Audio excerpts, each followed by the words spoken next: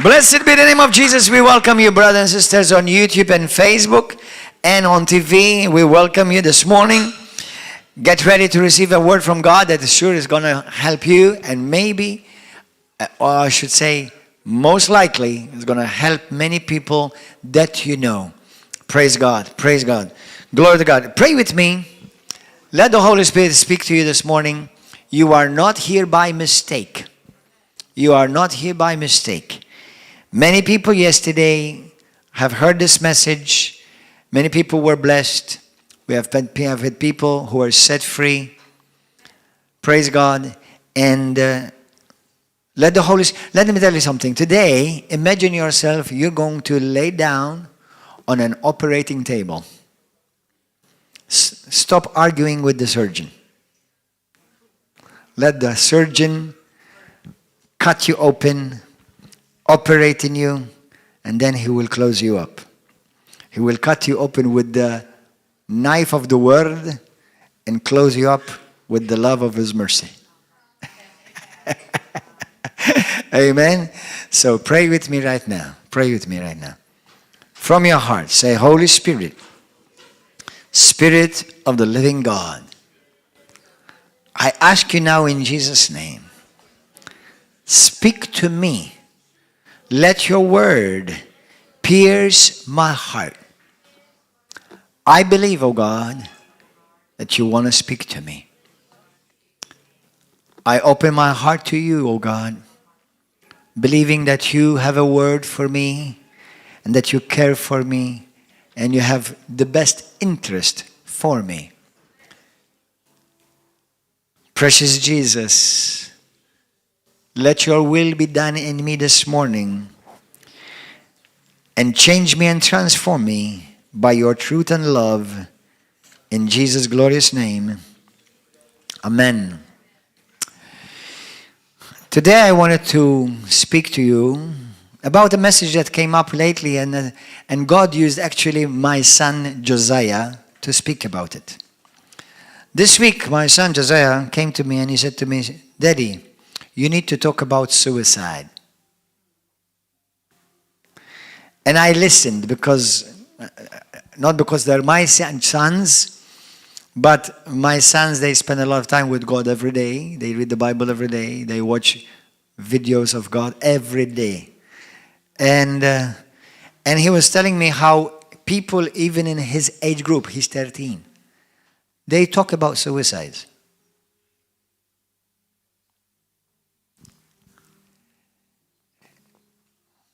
It has become a plague, and it's increasing, that people are killing themselves. The numbers are increasing even in our nation.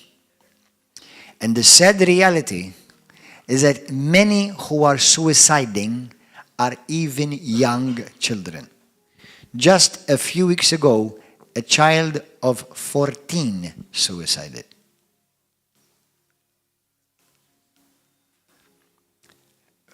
In all the research yesterday, in fact, obviously, as most of you know, my wife is a psychologist, so I spoke to her about it a bit, and so to give me some tips about it from a psychological point of view.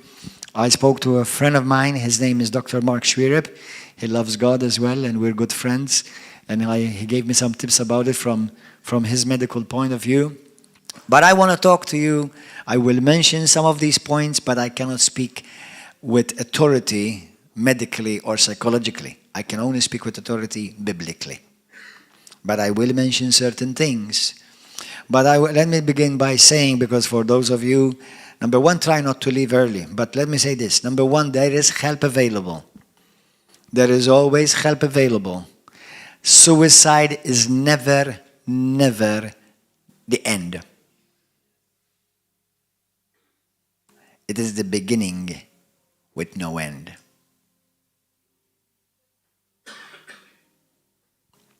Suicide is never the answer, neither for you, for your situation, and for the people that you will leave behind. There is hope in Jesus. There is hope in God. Let God help you. Now, with people, even as a matter of fact, even as I spoke with the psychiatrist, he said to me that one of the major things that have helped people come out of suicide is faith in God. It's faith in God. So many people without God in their lives, you can get help too, professionally, but the best help is when you have Jesus Christ in your life. Because our God is a good God, and He is the God of all hope. But anyway, I want to tell you that in Malta, about an average of 4 people every month suicide. That's a lot of number. That's a big number concerning when you compare how small of a nation we have. That's a lot of people. The majority, the greatest average is men, not women. Now, this is very interesting because sometimes we think that women are the weakest. But actually, when it comes to suicide, men are the weakest. More men suicide for every 4, 3 of them are men.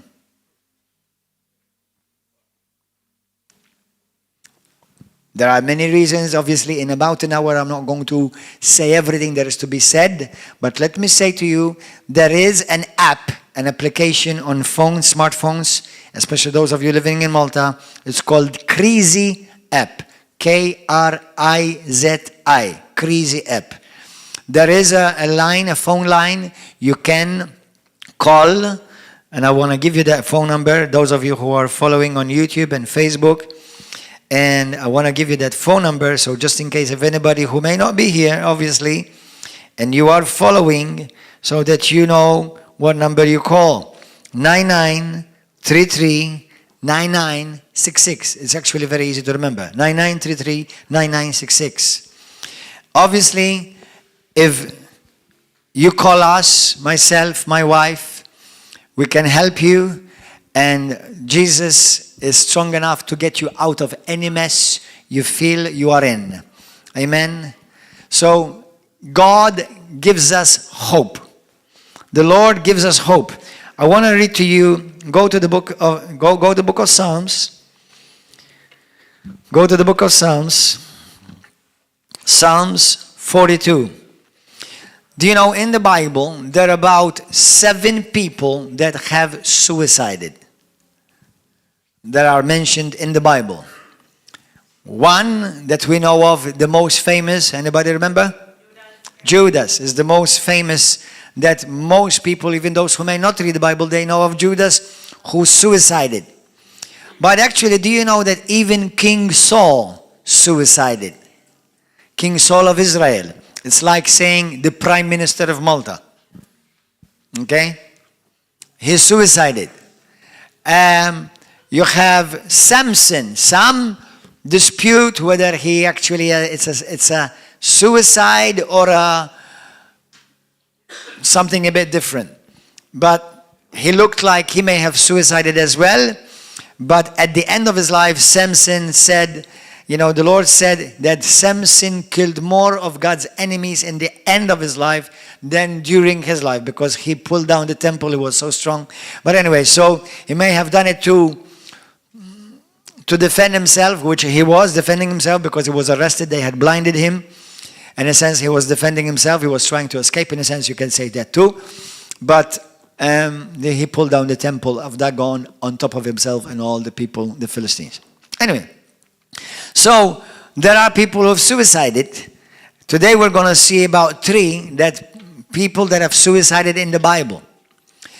Now there are different reasons why people suicide. But I want to tell you, suicide at no point is the answer. No point is the answer. Number 1, whether you will suicide or not, when you die, and you die without Christ in your life, you will go to hell. And that's eternity. That's not 2 weeks, 2 years, or 20 years. That's eternity. If you suicide, if you don't have Christ in your life, you're not a genuine Christian. If anybody is listening here, and those on TV and on YouTube, if you die, that means one day you're going to die, that's 100% sure. One day you're going to die. And if you die, having rejected Jesus Christ in your life, you will most assuredly, the moment you close your eyes here, you'll open them on the other side in torment of eternity without any slight of hope ever coming out of it. Jesus warns of hell. And Jesus came so that you don't have to go there. Amen? Now, some have wondered, do people who suicide, especially if they're Christians, because obviously if you're not a Christian, you don't have to suicide. The moment you die, you're going to go to hell anyway. Okay?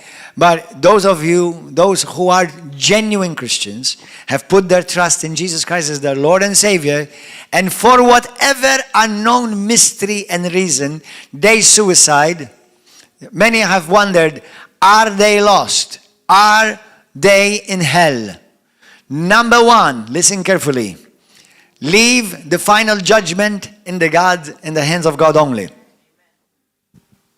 In the hands of God only. We do not know for sure.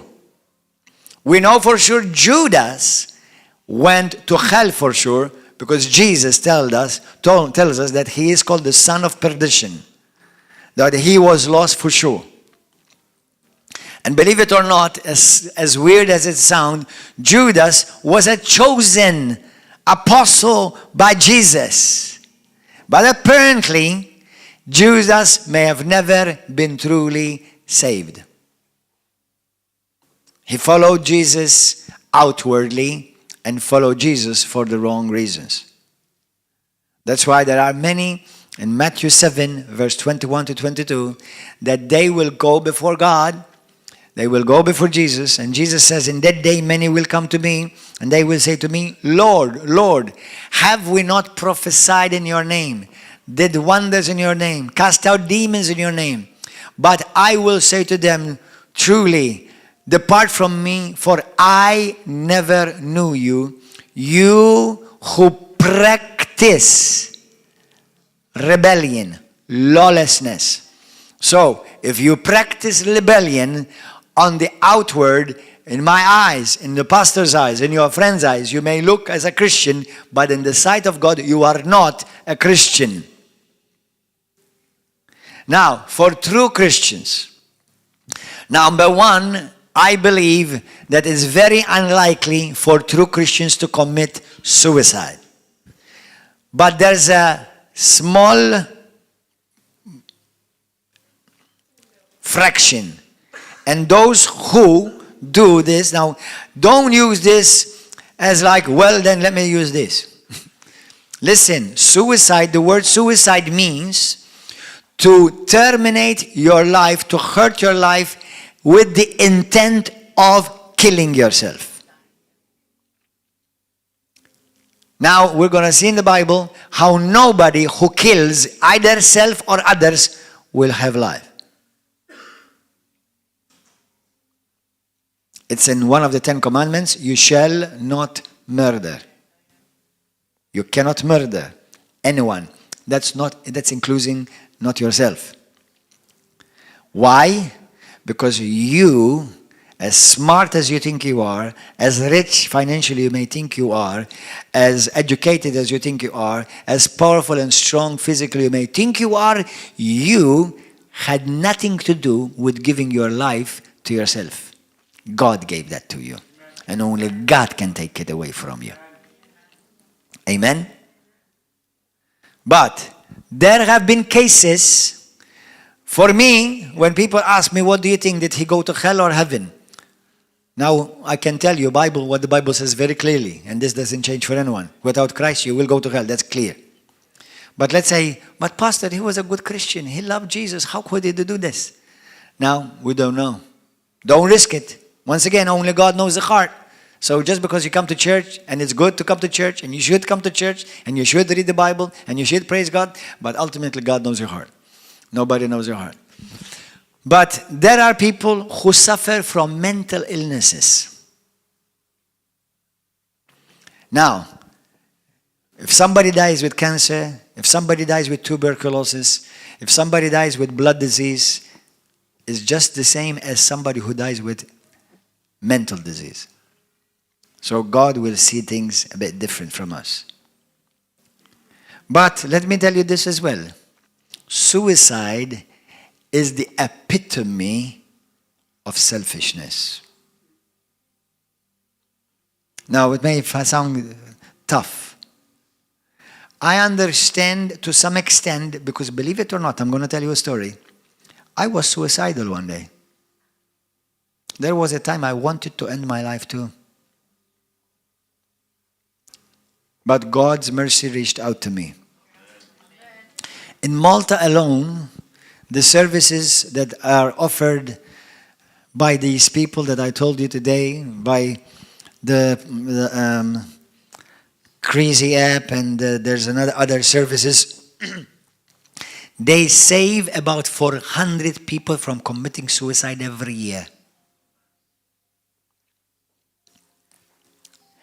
For every around, if I'm not mistaken, for every 2 that commit suicide, there are about approximately 40 are considering it.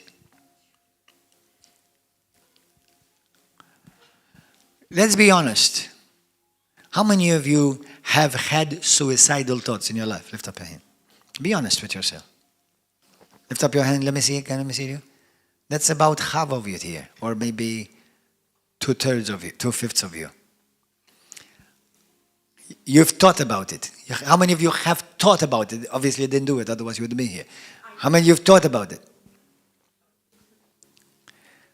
Can I be honest with you? How many of you have tried it? We've just heard our brother. You've tried it. This is a real problem. This is a plague. Malta and the world need Jesus, brothers. People need Jesus. You need to give them Jesus, because Jesus is the only one that gives you hope. You see, John chapter 10, verse 10. Most of you know it. If you have your Bible, let's look at it. But I want to read to you, Psalms. Let's read this Psalm, since we already found it. Psalm 42, go there. And then we'll go to John 10. Hallelujah. Psalm 42, verse 5. This is David. David was suicidal too. Moses was suicidal. Elijah the prophet was suicidal. Now they didn't commit suicide, but they considered giving up their life, laying down their life. They wanted to kill themselves. They came under such pressure. Do you know there are pastors who have suicided? How come a pastor, a man of God, suicide? There are pastors who suicide. Brothers, don't look at me now. Don't worry, I'm not going to suicide ever in Jesus' name. Okay? I love Jesus. I love life. I love my wife and I love my kids. And I love you. So I'm not going to suicide nowhere in Jesus' name. And nobody's going to take my life out, because my life is in the hand of God. And nobody can snatch it out of me, out of his hand. But let me tell you this. We sometimes look at people. We see their outward appearance. They're shining.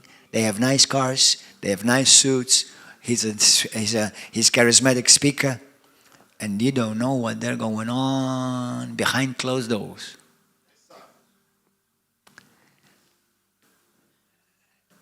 Brothers and sisters all over the world, listen carefully. All of you who are part, like you should all be, every true Christian should be, of a church somewhere, where you grow, where you strengthen, where you go and receive, but also give. Pray for your pastors. Pray for your leaders. They are a main target of the enemy. Now imagine how Satan, obviously Satan does not have any love, not even for the people that love him.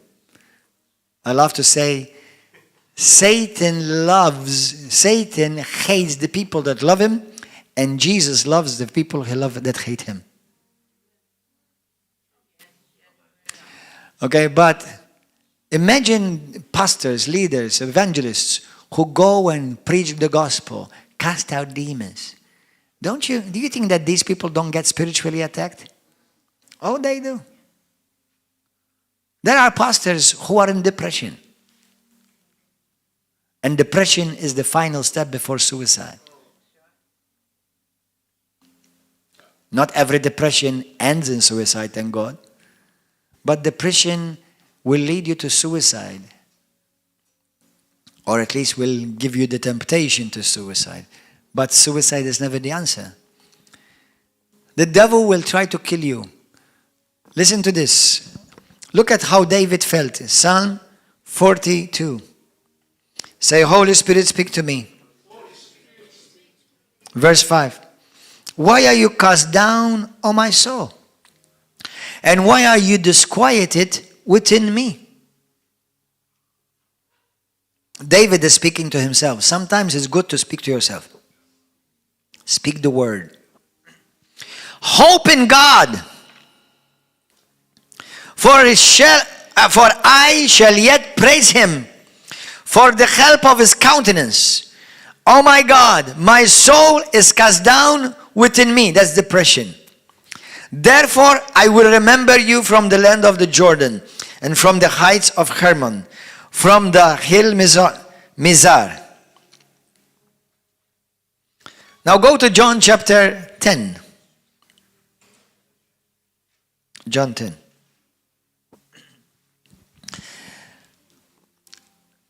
People who suicide, number one, I'm going to repeat myself because I want to put the fear of God over you. Now, anybody who walks in the fear of God will gain wisdom, the Bible says. You'll be wise. But a person who suicide, let's leave him aside for a moment. What about the people he leaves behind? What about the pain he leaves behind? What about the parents of that young teenager in Malta who suicided and she was the only kid? Suicide in teenagers have increased because there is a god in town. His name is Facebook, social media, and the devil has been using it to bully young men and women and killing their life and their purpose of their life. People get bullied. I thank God I have Jesus in my life. I thank God that I am born again. I've experienced the love of the Savior. Otherwise, I would have, most probably I wouldn't have suicide, but I would have killed a few. I have a few places where I would have loved to bomb. And I wouldn't go and tell everybody before I bombed them. Because they try to bully me. And many people who end up in suicide, research shows that they've been bullied. Bullied because they're different. Bullied because they talk different. Bullied because they're Christians. Bullied because they have different styles. Bullied because they're a dancer. Bullied because they dress differently. Bullied because maybe they have a handicap in their body. Bullied because they're overweight. Bullied because they are very skinny. Bullied because they are black. Bullied because they are white. Bullied because they have red hair. Bullied because they have different tendencies.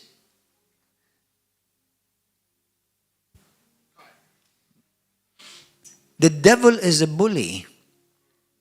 Don't let the devil bully you in Jesus' name. Just like God has his messengers, Satan has his puppets too. Don't let anyone bully you. Don't let anyone bully you. Get your confidence from your Father. Remember what He says about you, that you are precious, you are valuable, you are loved, you are forgiven, you have a purpose in your life. I have a plan for you, to prosper you, not to kill you and to murder you and to hurt you. You see, pain is not from God. But God, because we serve the God of hope, He gives us meaning as we go through pain. What is the meaning that we gain as we go through pain? You see, let me give you an example. I went through pain. Has anyone here not gone through any type of pain? Lift up your hand. Oh, everybody's gone through pain. But the thing is this. Many who have suicided because of certain pains they go through, now they have nothing left to offer to life. But once you go through pain, and by the grace of God, you call upon the name of Jesus, the Lord will help you. You come out of your pain, you look back, you give thanks to God, thank you Lord for taking me out of it. And now you have authority. Look, listen, you have gained authority to bring others out of the similar pain you came out of. Do you understand that? Hallelujah. When you come out of pain, all of a sudden you've gained authority over it in Jesus' name. So those who have gone through pain of depression and came out of it, those who have gone, they've lost a loved one and they were suicidal, but they came out of it. Those who have gone through a drug addiction and they came out of it. Now what is it what do they have? Now they have a mission. Now they have a purpose. Not only because they went out of it, not because they came out of victoriously, but now they're bringing others out of it. Hallelujah. And the devil wants to take you out so that you will not help others come out of what you're going through. So whatever you're going through, there is help for you in God. Come out of it because God has a plan and a purpose for your life. Hallelujah. Amen. In Jesus' name. We've all been through pain. And I know sometimes we feel like, well, nobody has gone through the pain that I've been through. Listen, nobody loves his pain. We all feel like our pain is great. But you know what? If you are patient, because this is a key, patience is a key. Be patient. Let God walk with you. Let Jesus walk with you and take you out of this pain. Give yourself the satisfaction to be able to look back and say, thank you, Lord, that you brought me out of it. Now, Lord, what can I do? And the Lord said to you, go and help him. Help him come out of his problem. Go and help her. Help her go out of her problem. Because I've taught you. Now go and help others. Amen? Thank you, Jesus. John 10:10. Look at this. I mean, many of us know it by heart, but those of you who are new, I want you to see this. Go to John chapter 10, verse 10. Look at this. The thief does not come except to steal, to kill, and to destroy. I have come that they may have life, and they may have it more abundantly. Jesus came to give you life. The devil comes to give you death. Now, there are natural suicides and there are spiritual suicides. Number one, let me just mention this, but there are people who are on a suicide mission spiritually. Be careful that you do not suicide your soul. If you know what to do and you're doing the opposite, you're suiciding yourself spiritually. If Jesus has offered you hope, but you turned it away, you've suicided spiritually. There are leaders on pulpits in Catholic, Protestant, and many other different denominations who are on a suicide because they're afraid to tell the people the truth, and they will be held accountable before God Almighty.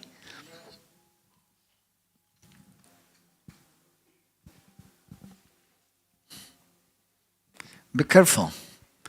Don't suicide your soul. Walk with the Lord. Seek the truth. Don't stop trying to please people. Always, first and foremost, please God.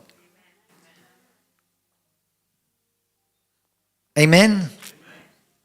Hallelujah. Praise God. Now, go to the book of 1 Samuel. Let me mention this to you. There are 3 groups of suicidal groups.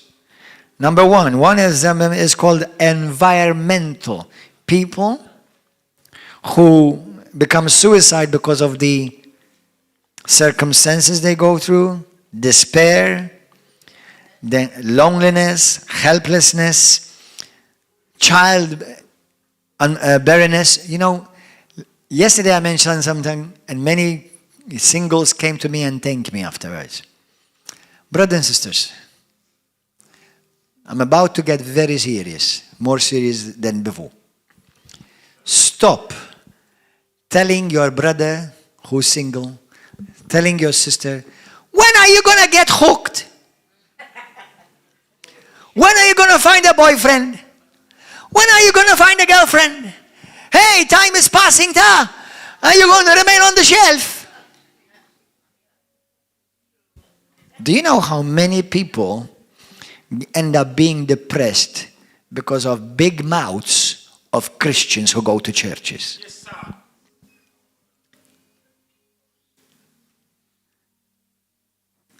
Stop telling, if you see a single good-looking man or a single beautiful woman, stop telling them, hey, when are you going to get a boyfriend? When are you going to get a girlfriend? What's wrong with you? Stop it.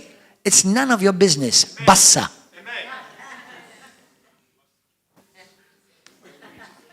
It's none of your business.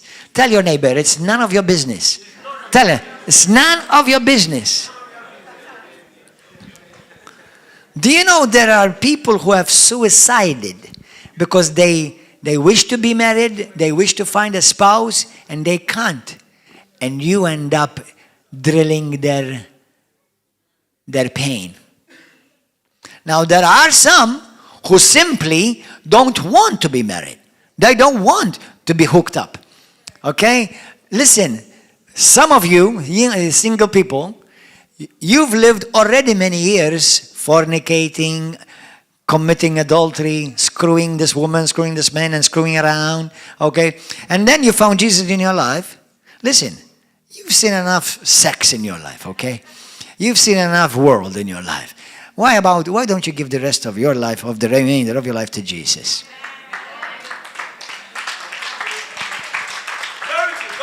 Amen. Listen, there are people who are single because they don't want to. And then they found some idiot that comes to church and say, when are you going to get married?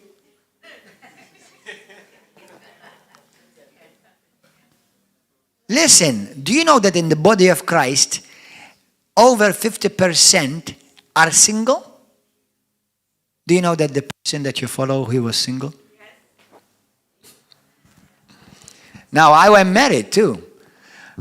You know what? There was a time, obviously I did have a desire to be married a day, but I had in my life before I met my wife, I was already happy to remain single for the rest of my life. Yeah.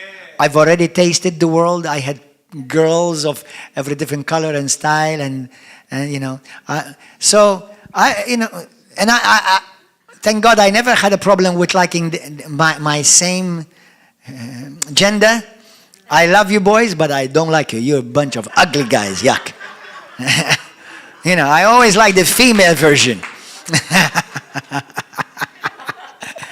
Guys, I love you, man. You're ugly. But girls, I did like, and I still like till this day. Okay? Hello, praise God, but I'm married. And I love God, and I don't want to mess around. Amen. But there are people who are single, and then after a while, after 40 years, 50 years, they found Jesus Christ, and they're living like they cannot live without a woman, without a man. Bro, haven't you had already enough men and women in your life? Why don't you get together with the man? Jesus. Amen. Hallelujah. So now listen, if you want to be married, it's okay, but you should be complete in Christ. I mean, listen, if that's your desire, God will give you the desire of your heart. But be complete in Christ. And what about if you don't? No, you're still complete. You're still happy serving Jesus. Amen? Thank God that you can do a lot of good. Another thing that some big mouths in the body of Christ do, they see a couple, they're married. When are you going to have a baby? When are you going to have a baby? The time, your clock is ticking, right? I tell you what, I feel like I want to lay my fivefold ministry hand upon them. Shut up in Jesus' name. Do you know there are couples, that they get depressed, especially women, because they've tried to have babies and they haven't had babies. And then they come to church and say, Pastor, brother, when are you going to have a baby? I tell you, now, don't do what I'm about to tell you. But this is what I feel like I do to those people. I turn the right cheek and the left cheek together and tell them to shut up in Jesus' name and cut it. Do you know what that couple may be going through? So, and another thing I'm going to do, the last thing, stop prophesying couples. If I hear you, I will rebuke you and I will shame you. What does that mean, prophesying couples? Well, brother, I had a vision and I saw you with her. Maybe, listen, and I keep telling him, I've seen you together. Oh, I've seen you walking together down the aisle.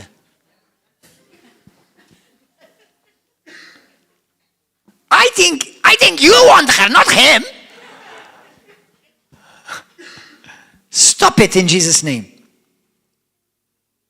Stop prophesying these dumb, stupid witchcraft things.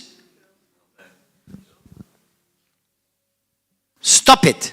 And some of you have done it, and I know who you are. And I haven't told you anything because I don't want to shame you, because you will be ashamed if I tell you.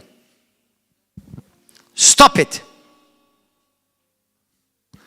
Everybody, not everybody, some they just want to butt in to somebody else's private business. Stop it.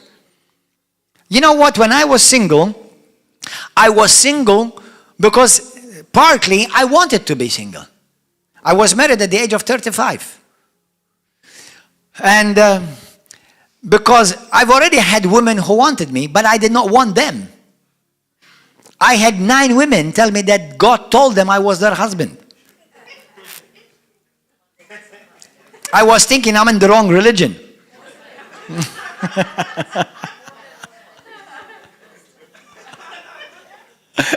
No, serious.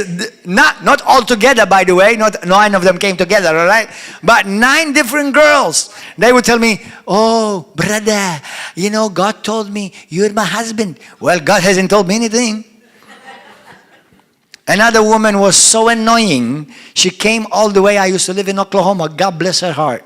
I don't know if she's still hoping that I'm her husband. But she came all the way. She drove 14 hours from the north. She came in the morning at 7 o'clock in the morning. She called me. There was no mobiles during that day. I know we think that we've always had mobiles. There were no mobiles that day. Okay, then I'm talking about 20 years ago or so. And it's amazing how the world has advanced so quickly technologically. We can't live without a mobile now. But about 20 years ago, there were no mobiles. There was no Facebook. There was no Twitter or anything like that. People still had a life. But she called me on the phone at home And she said to me, I'm in your town at 7 o'clock in the morning. I hardly ever wake up at 7 o'clock in the morning. And I told my brother, I said, come with me because this cuckoo came for me. She wanted to abduct me. And I was partially afraid, actually. It's like, man, I don't know, she's part of a gang or something. And she started telling me that God told her that I'm her husband and that I need to have my eyes open and she's going to pray for me and fast for me. She's going to start coming to my church. And I said, oh, Jesus, Lord, help us. Now, one day I will tell you the stories of each one of them. It's a funny story. But then she stayed there. She moved there. I was living in Tulsa, Oklahoma. She moved there because she said and then to make things worse, she was telling all my friends that I'm her husband. And then finally, first I was nice. Then I started changing. I started being less nice. Until one day I told her, listen, sister. I said, God may think you're beautiful. But let me cut it straight. You are ugly to me. I don't like you. You're ugly. Go home. Well, wasn't that unloving of you? Oh, no. I was loving me. She was becoming a pest. And believe it or not, they do exist. They do exist. They're desperate for a man or they're desperate for a woman and they start having visions. Thank God for television. Go see television. No, seriously, these things happen. And it's actually, this is witchcraft. Now, if you like a girl and you like a boy, make sure that you both love Jesus, because without Jesus Christ, everything is temporary. And I'm going to say that again. Everything without Jesus Christ, whatever you build is only temporary. Only what you build on God will last forever. Yes. Amen? Hallelujah. Because I'm telling you the truth. Because it doesn't matter how nice, how cute, how sexy, how handsome you both are, trouble comes to everyone. And if you built your life on the sand, when the waves come, it will take you. With all your cuteness and sexiness, everything will be gone. But when you build upon the rock of ages, the waves will come, but your house will stand strong. Hallelujah! Amen. Thank you, Jesus. Praise God. Are you enjoying my single seminar?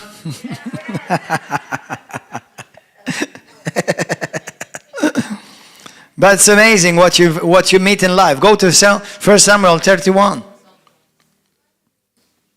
You enjoying yourself? Amen. You want more? Hallelujah. Blessed be the name of Jesus. Let me tell you about the story of Samuel. Samuel was the king of Israel. He was actually a chosen man. Saul, sorry. Samuel was the prophet of Israel. He was a prophet. Saul, because I always confuse the two. Saul and Samuel. Saul was a nobody. God chose him from a nobody's people. He ordained him, anointed him, and made him king over Israel. And he served God for a few years well, until he started budging and compromising. And one of his problems with Saul was that he sought the approval of men. Those of you leadership, listen carefully. He sought the approval of men. So when he would do something, he would want it to first not please God, but please people. So he always sought to please people. So God told him to go. Remember, these are obviously in times of war, and there was a city that was filled with filth. And the king, Og, and his people, they were filthy. They did all the abominations of hell on earth. And God said to him, I want you to completely destroy that city. Destroy it. And he destroyed a lot of it. But yet, he kept the sheep, and he kept the gold, and he brought them to the temple of God. And God said to him, this is now my version, Manchè, do you think I need your sheep? Do you think I need your gold? What I wanted is your obedience. And the Lord, remember, this is in leadership. Bible talks about if the leadership are corrupt, the whole nation will be corrupt. In Maltese, we have a saying, if the head stinks, the whole body will stink. Let me say this, listen to me carefully with spiritual ears. 2 years ago. Now, I don't see myself as a prophet. I do have, by God's grace, an apostolic calling to this nation. But I have had words from God given to me for this nation, prophetically. And I have released them. And they've come to pass, and some of them, some of you know. But one of them is this. 2 years ago, I had a word from God that a spirit of death came over our nation. A spirit of death came over our nation. And it was brought in by our government.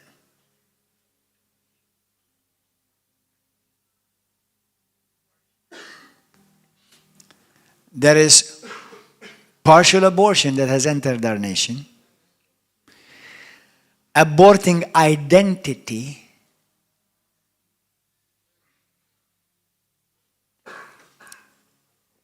Malta needs Jesus. And you are the answer for it. That's why the people of God must pray. Repent. Humble themselves. Seek the face of God. So that He will forgive us and cleanse and heal our land. That's what He says. 2 Chronicles 7:14. So, a spirit of death came upon this nation about 2 years ago. When I even prophesied it and I released it and I said on TV, it's on YouTube, you can go and watch it. But I'm saying these things to you because even in jail, recently another one suicided in jail. Why are prisoners, where it should be a rehabilitation center, becoming a place where you go and kill yourself? I've had people who they called me to go and visit them in Malta, and they told me here is like a hellhole.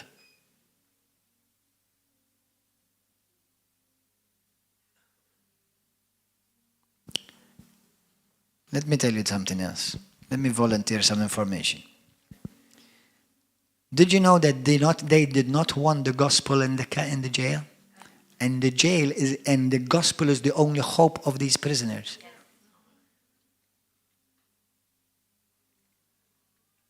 Not religion, I said. I said the gospel of Jesus Christ. Religion we have in Malta on every corner. And that's why we're still in a mess. The gospel of Jesus Christ who saves, delivers, and sets free. And gives hope. In Malta, in jail, in a supposedly advanced nation, let all the world know, Malta, we have prisoners hanging themselves in our jail on a regular basis.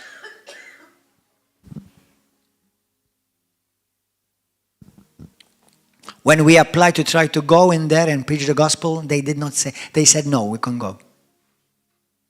Where is the care for the prisoners? Many people are there because they've been hurt. They've been abused. Where is it that you really care for the people?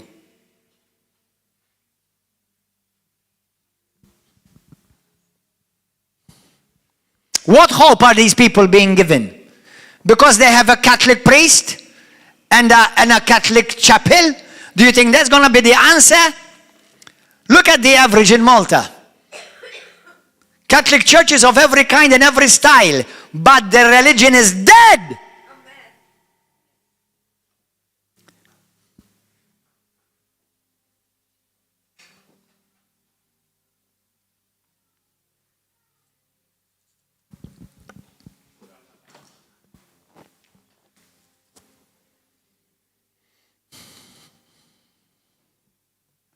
Hallelujah. So, Philistines, Samuel, 1 Samuel 31. They were now, Samuel said to Saul, he said, you're going to die because you called on the witch. Now listen to me. Out of 10, the psychiatrist said, now this is from my psychiatrist's point of view. Out of every 10 suicides, about 2 of them they messed up with the occult. That means 20%. That's 20 out of 100. Now that's from a psychiatrist's point of view. Now let me tell you something, as a minister of the gospel, as an apostle to this nation, 100% it's always the devil. Now, I'm not saying that those who do the suicide, they necessarily have the devil, or they are Satanists, or they necessarily messed with the occult. But when you are terminating your life and finding yourself with no hope, it is the devil that wants to make you hopeless and without and helpless. Jesus offers you help and offers you hope. Hallelujah. Amen. So, brothers and sisters, no, not everyone who does suicide is because they have the devil, but it is the devil who wants you to do suicide. But yes, there are people who the devil possessed them and they committed suicide. Let me tell you a story. It's a true story here in Malta. Somebody told it to me. They wrote it to me. They wrote to me. They said to me, my father went to a witch in Malta, and what she said to him about my mother ended up going crazy, and he went and suicided. Let me tell you something. If you have been to some witch, if you've been to people who read your fortune or your future, let me tell you something. They cannot read your future, but they will condition your future. Because future only God can see. But if you go to a psychic or a medium or an extra large, they will mess up your future. But today you can be set free. Today in this house, Jesus reigns as King. Hallelujah. Amen.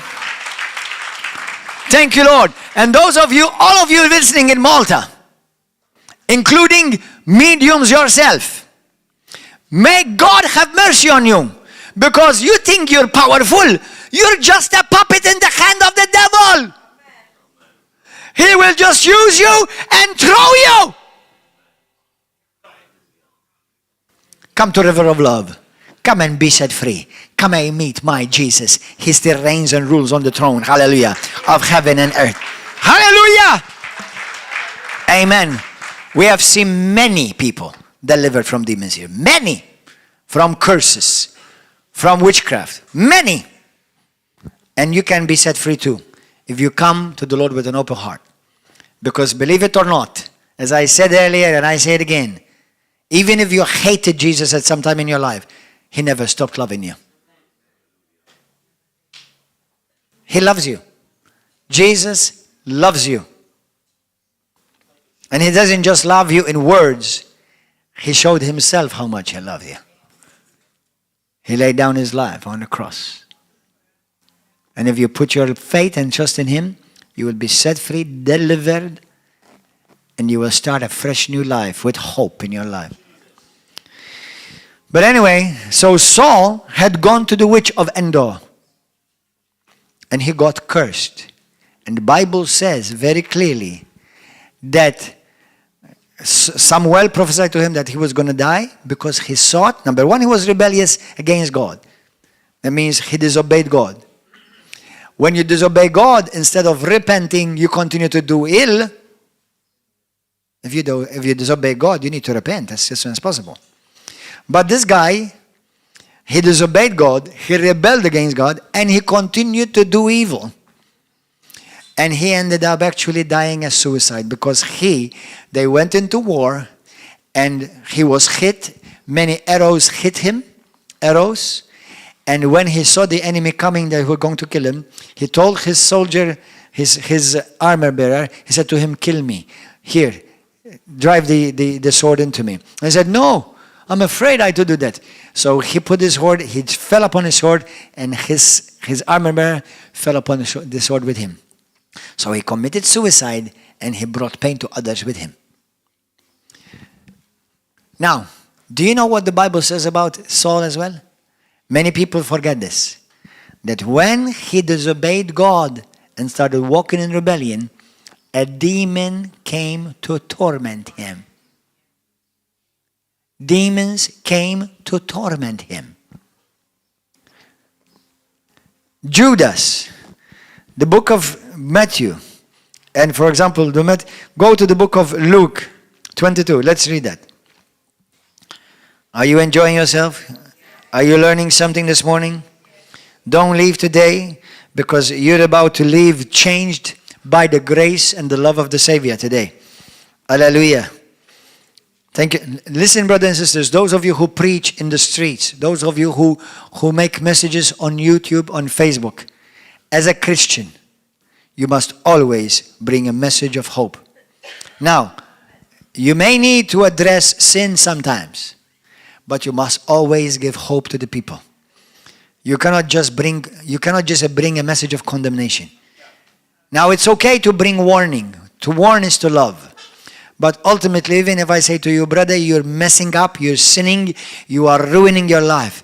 But let me tell you something. There is hope. You don't have to remain like that. God still loves you. He's not against you. He's not your enemy. He cares for you. He doesn't want you to destroy your life because there is a purpose over your life. I'll tell you what's wrong, but I must give you hope. Amen? Jesus always offers hope. Hallelujah. Thank you, Lord. The reason I say this because I have known Christians that instead of preaching the gospel, all they do is they smack people left, right, and center. Be careful, that's not Jesus. It's okay to say what's wrong. And I, as a man of God, and any true Christian must say that wrong is wrong. Let me say it to the Prime Minister and the government of Malta. Just because you're in government, which is only temporary, you will have to give an account to God. God has not said what is wrong become right because you're in government. It's still wrong till this day, and it will be wrong forever, and you will give an account for the spirit of death that have attracted upon this nation.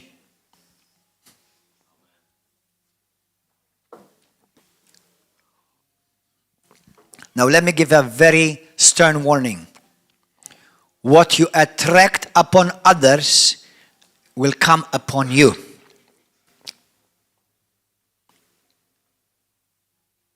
What you bring upon a nation, you will bring in your house. Mark those words.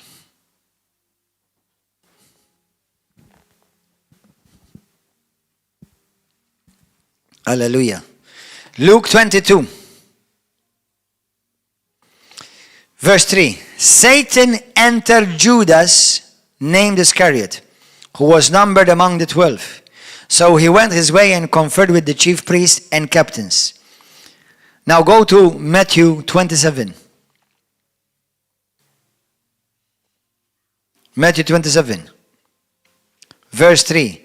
Then Judas, his betrayer, seeing that he had been condemned, that Jesus had been condemned, was remorseful and brought back the 30 pieces of silver.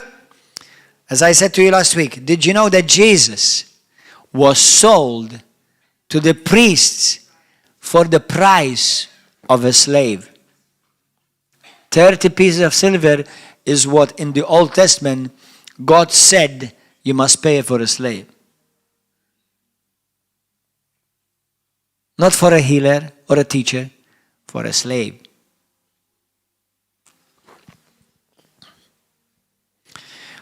He was remorseful and brought back the 30 pieces of silver to the chief priests and elders, saying, I have sinned and betrayed innocent blood. And they said to him, what is that to us? What is that to us? 27. Verse 5. Then he threw down the pieces of silver in the temple and departed, and he went and hanged himself.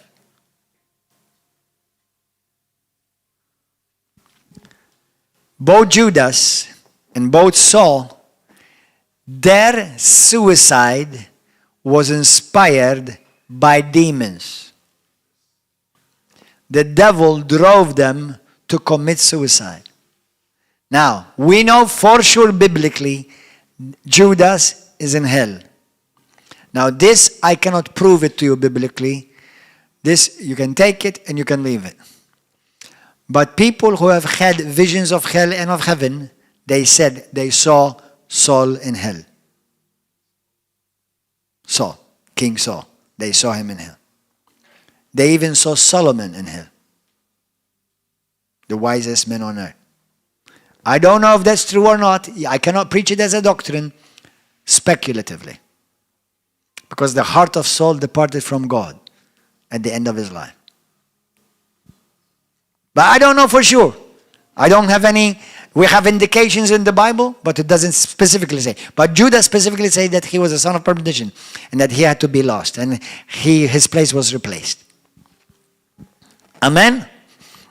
So, brothers and sisters, there are people who suffer from environmental, circumstantial, despair, helplessness, childbearenness, because they're single or because they're divorced or separated.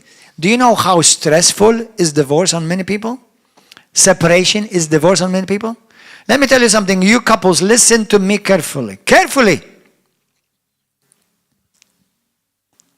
Let me do some parental skills here and marriage counseling.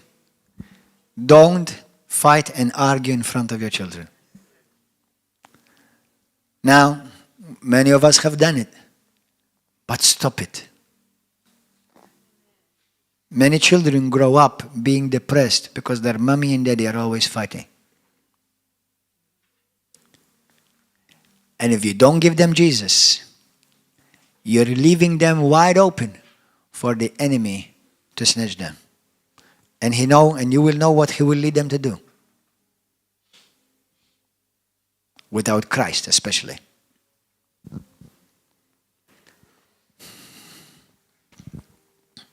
There have been people who've suicided because they caught their wife with another man or their man with another wife. I know some wives that have made a party when they caught their husband with another woman. It was a good way to get rid of him. Or get rid of her. But we're not talking about that group of people today. But listen, joking aside, many people don't know how to deal with stress. And they think that is a way out, and it's never a way out. Many people also become suicidal, listen to me this, because of guilt. Guilt. Guilt because I did an abortion. Now listen, those of you who have done an abortion, let me be harsh with you first. I'm going to give you the solution after. You did a very evil thing. You murdered. 1 John 3:15. No murderer has eternal life. But I've got good news. Jesus forgives murderers who repent. Paul, the apostle, whom we follow, whom we honor, we read his letters in the Bible. He was a murderer. And all his sins were forgiven. The Bible says, if you hate your brother in your heart, you are a murderer. That's why today, if you want to be set free today from any form of demonic oppression, from any guilt, 1, forgive those who have hurt you. Please, for your sake. 2, this is hard to many people, harder than the first one. Forgive yourself. Because what's done cannot be undone. Only Jesus can give you a new beginning.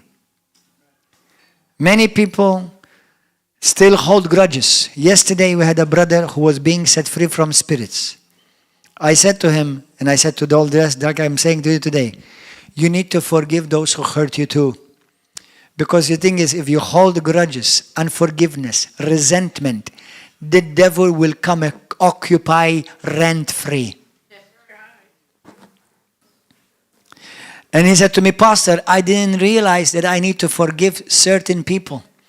So I said to them, if there's a specific person that have hurt you and has injured you, mention him or mention her by name. Forgive them, release them, and bless them.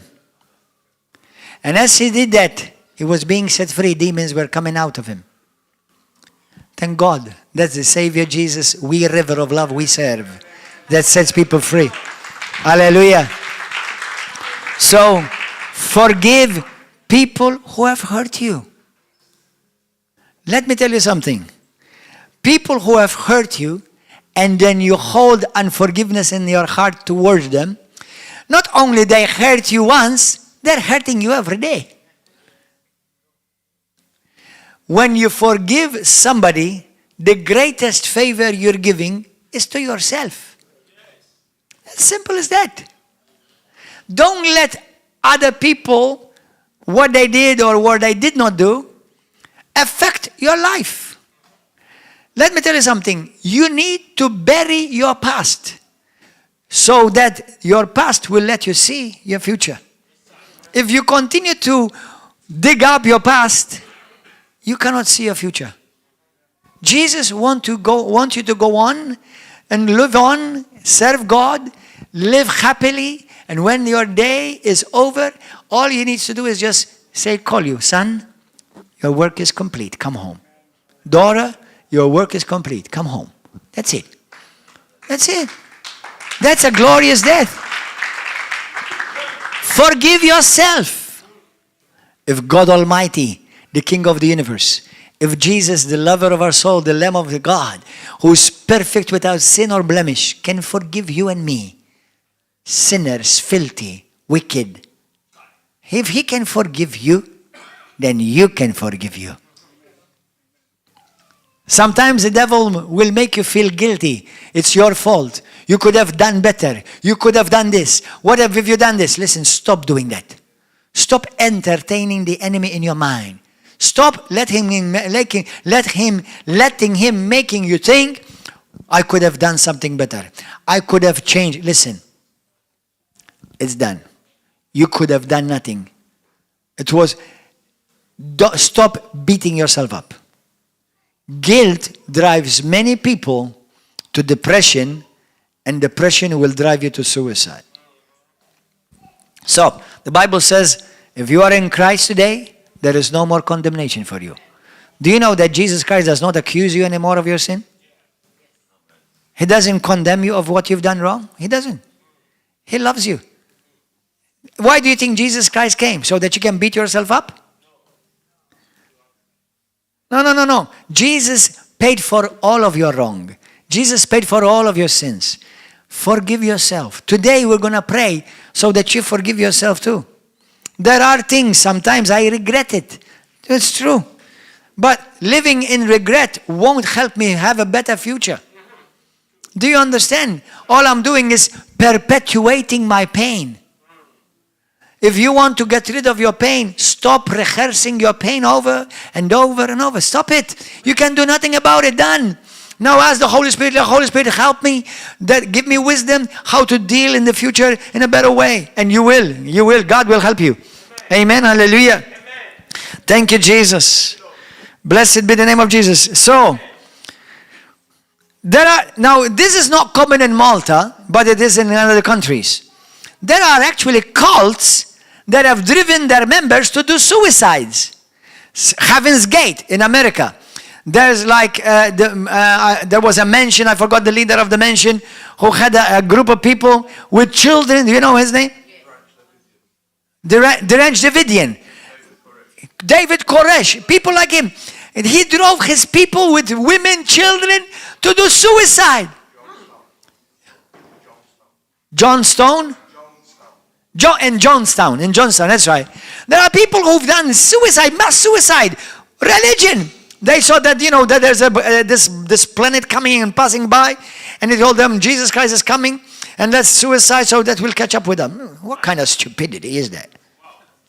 That's like your mind has been completely hijacked, man. But these things are demonic. These things, brothers, let me tell you something. If you've ever been in some cult like that, you need to be delivered from it, because that's demonic. The Bible says there are teachings of demons that people have become oppressed by, and this is demonic. Amen. What about radical religions? And you know what I'm going to talk about? Suicide bombers. Have you heard of suicide bombers? People who think that they are doing God a favor because their God is apparently cannot defend himself, so they go and defend him. Come on, brothers and sisters. If your God is real, let him fight for himself. He doesn't need your help to fight for him. Amen? Suicide bombers, that's demonic, it's evil. And they think they're what? They're going to go to heaven and find what? 7 virgins waiting for them? 70 how much? 72.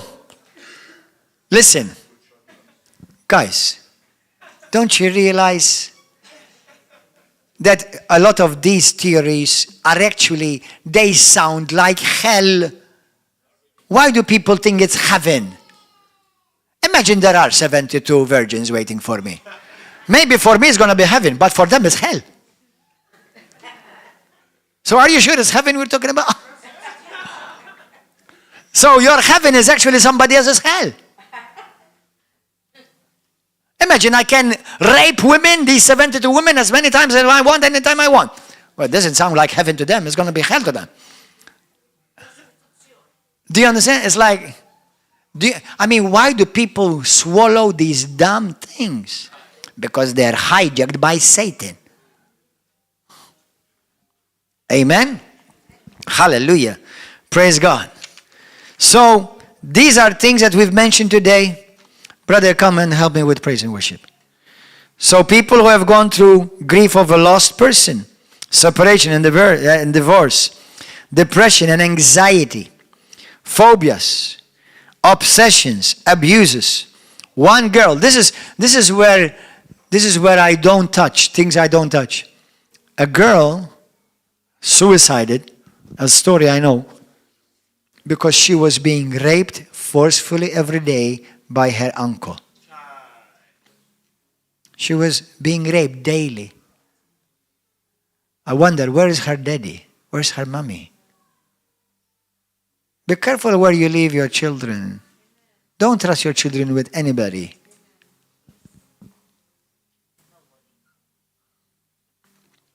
Let me say this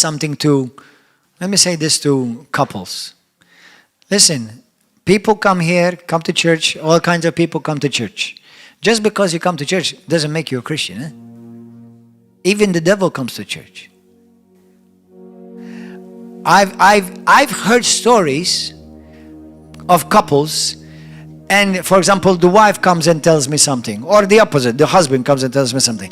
And I think to myself, man, he looks like such a wonderful man of God. He's really like that? Or, wow, she really is like that? Man, she looks so sweet and so kind, and she always says to me, I love you, Pastor. And she's like that. You're living with a Jezebel? Or you're living with an Ahab? Or you're living with the monster of Notre Dame? Because when you come home, you act like a monster, like Satan's son himself? Listen, be careful. Christianity, you don't measure Christianity because of what kind of suit you wear or what kind of car you drive.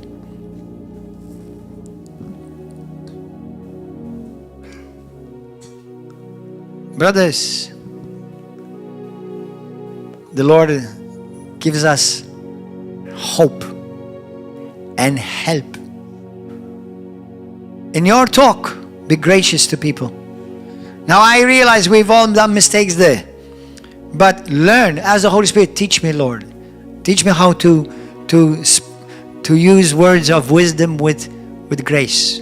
I know we're all learning. Nobody's become wise and smart the next day, but you learn. Learn.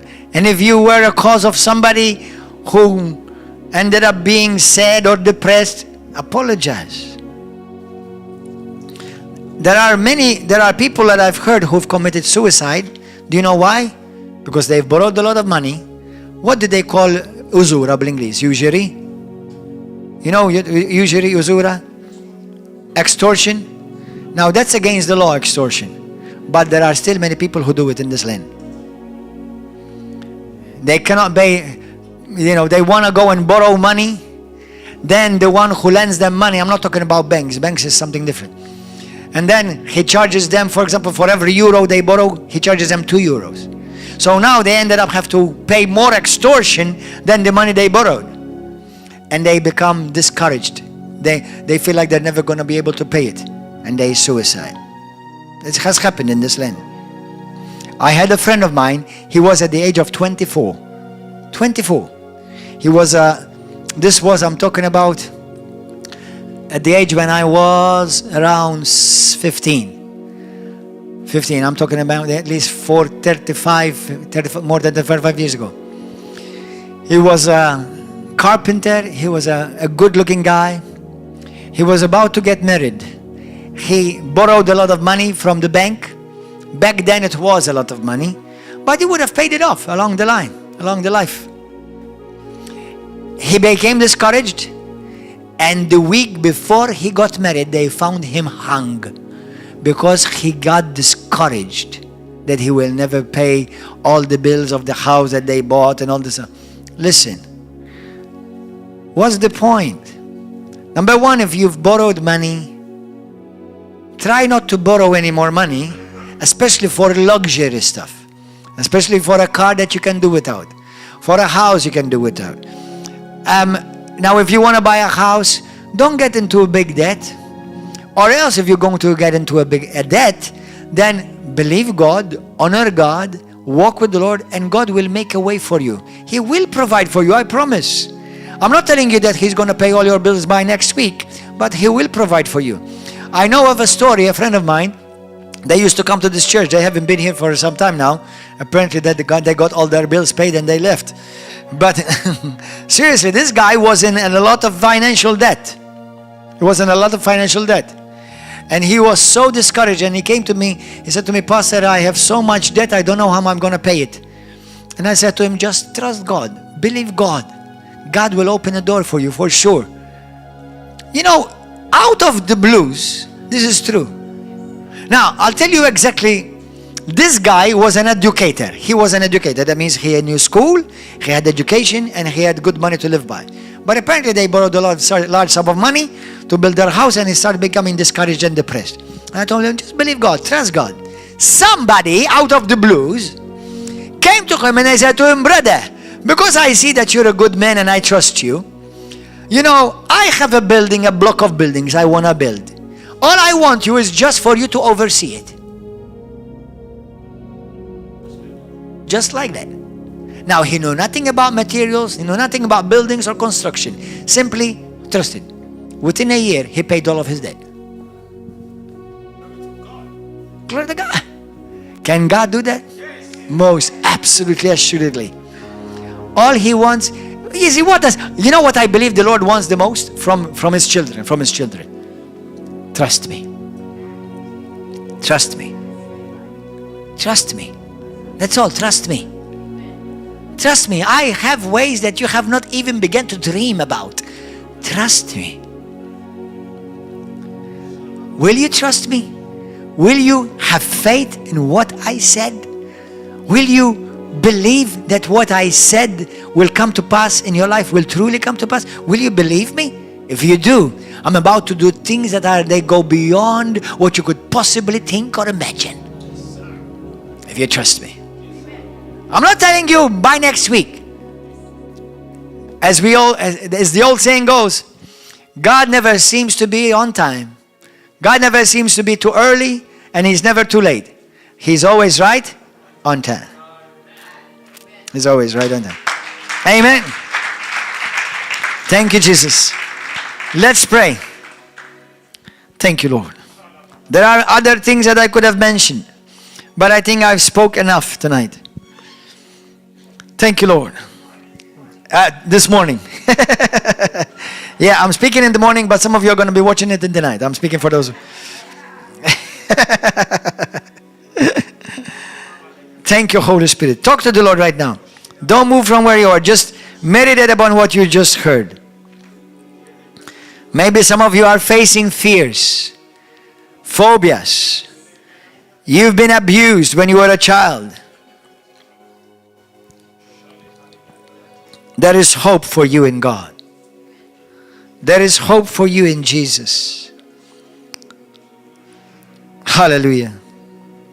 You are good, oh God, and we thank you, Lord, for your word this morning, that you spoke to us, to your people, to lift up our spirits, to give us hope, Lord. The word of God says this word: this hope we have as an anchor of the soul, both sure and steadfast, and which enters the presence of God behind the veil. Jesus is our hope. Be anxious about nothing, says the Lord, but in everything, by prayer, supplication, and thanksgiving, let your requests be made known to God, and the peace of God and the hope of God will guard your mind and your heart in Christ Jesus. There is nothing you're going through that God cannot help you in. There is nothing that you are facing that Jesus is not able to get you out of. Nothing. I know some people think like it's the end of the world for them. But brothers and sisters, suicide is never the answer, never the solution. For you, without Jesus Christ, one day you will die like everyone. Without Jesus, you will go to hell. But you don't have to go to hell. You can go to heaven. You can know that you have eternal life. You can know that the moment you die, you close your eyes, you will be in the presence of God. Why would you want to waste your life? Maybe you have pain, you've been disappointed, you've been abused, you were brought up in a bad background, a bad family, your mom and dad separated, and you're still carrying that pain. Jesus wants to heal you that pain. Maybe you've lost a loved one, a child in your house, in your family. You think that you could have done more. Listen, just trust God. It is what it is. I can't change the past, but I can change the future. I can honor my children. I can honor my son. I can honor my mom. I can honor my dad by living for them. What am I going to gain if I suicide? For those of you who say, I've lost my husband, he was the love of my life, I want to end my life. Listen, if you end your life, how are you going to honor your husband's life?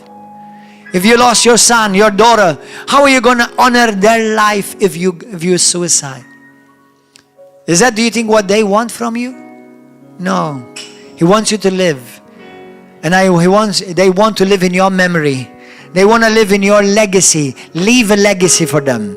Leave a legacy for the people that you love. And those who've hurt you, forgive them.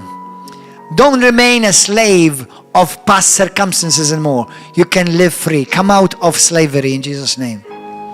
If anybody today in this place say to me, Pastor, I needed to hear this word today. I needed to hear it. Lift up your hand. Anybody? Lift up your hand. Be honest with yourself. Thank God. You needed to hear this word today. Thank God. Now, I want you to be honest. Don't be ashamed. Don't be afraid. Don't hold back. Today, some of you need to make a brand new start. There are people in this place today that you need to start afresh. Make a new beginning in your life. Jesus Christ is the beginning. You need to make a decision for Jesus. Now, you may think about, how am I going to fix all my problems? The biggest one is your eternity right now. The second one, the rest, everything will be taken care of. One step at a time. One step at a time. God will help you. God will fix things for you and with you. Who is in this place today? He said to me, Pastor, today I want to start a new life. I want to ask Jesus to come into my life, to be my Lord and my Savior. Forgive me of my sins. Give me a brand new life. Give me a new hope. And I want to get to know this Jesus. I want to get to know him like I've never known him before. I want to follow Jesus truly. If that is you today, anybody here lift up your hand and you want to start following Jesus? Lift up your hand. You want to give your life to Jesus. Amen. One. Who else? You want to give your life to God. Don't be ashamed. It's a decision. Everything starts with a decision. If you die today, ask yourself this question. If you die today, or when you die, are you 100% sure you're going to go to heaven? You can be sure by asking Jesus Christ to forgive you and come into your life. If that is you today, will you, at the count of 3, lift up your hand and say, that's me. Ready? 1, 2, 3. Lift up your hands. Thank you, Lord. Thank you for those hands. Anybody else? Let's all stand, everybody else. Now I'm going to pray with you today after I release the people from YouTube and Facebook and TV. I'm going to pray for you. And those of you who've had suicidal thoughts or you've attempted suicide, we're going to pray for you. Those of you who need healing in your life, we're going to pray for you. Don't be ashamed. Church is like hospital. Jesus is the physician. Amen. Those of you on YouTube, say this prayer with me. And all of you who lifted up your hand, and all of you who want to make a decision for Jesus, say this prayer with me today. Say, Heavenly Father, thank you for your word. I've heard your word today, and I realize that I need you in my life. Jesus, forgive me of my sins. I believe in you, that you are the Son of God, that you died for me on the cross, and that you rose again on the 3rd day from the dead. Jesus, come into my heart. Fill me with your presence. Fill me with your hope. Fill me with your love. Jesus, I say yes to you. Forgive me. Cleanse me. Wash me by your precious blood. I want to get to know you, Lord. From now on, I start a brand new life. Today I boldly declare, I belong to Jesus Christ. I am a Christian. Today I am born again. In Jesus' mighty name, amen. Now I'm going to pray for you, but I want to pray for those on YouTube first. If you're on YouTube, Facebook, or TV and you're watching this and you need prayer, I want to break the spirit of death and suicide from your life by the power of Jesus Christ. Lift up your hand wherever you are right now. Father God, in the mighty name of Jesus, I pray for those watching right now. Every spirit of death, every spirit of suicide, every curse that have entered in their life, every spirit of death that has entered in their life through their mother's womb, through any form of occult, Father, any participation with the occult, Father, Lord, any form of attempted suicide that they failed, Lord God, every curse that the enemy has brought upon their life, right now, at the count of 3, I break it from your life, right now, in the mighty name of Jesus. 1, 2, 3, be free, in Jesus' name. Be free, in Jesus' name. Be free from suicidal thoughts. Be free from the spirit of death. Be free from guilt and condemnation. Be free. Jesus forgives you. If you have committed abortion, Jesus forgives you. Come to Jesus. Turn to the Lord with all of your heart. Hallelujah. God bless you. God bless you. If you're in Malta, come and join us next week from Wednesday till Sunday. We'll have the Holy Spirit Conference. Come and join us. Come and be blessed. Come and be filled.